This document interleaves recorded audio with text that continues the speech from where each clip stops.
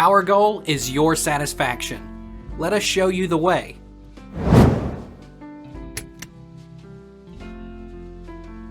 Can I replace knob and tube myself? The complete rewire option. You'll probably want to remove each house knob and tube while you're at it. Run grounded 2 and 3 conductor cables as needed.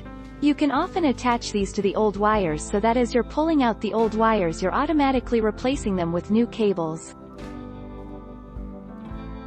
How hard is it to replace knob and tube?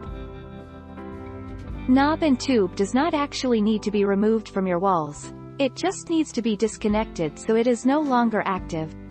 A quality electrician can completely rewire an old house without taking down whole walls, but rather punching small tactical holes to fish their new wires into place. The 3rd of September 2018.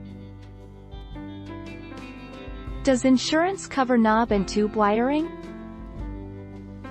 Most carriers will deny coverage for a home with knob and tube electrical wiring and other outdated electrical components.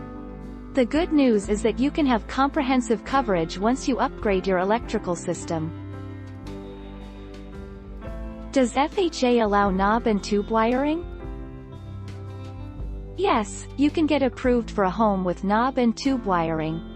The underwriting guidelines for all of the major mortgage agencies, Fannie Mae, Freddie Mac, FHA, VA, and USDA, all allow for knob and tube wiring as long as the system is deemed to be safe, functional, and typical for the area. Can you paint knob and tube wiring?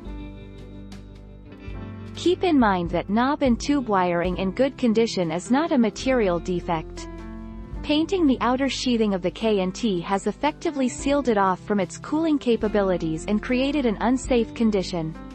That is a reportable defect. Take our lead. Let's help you make your mark.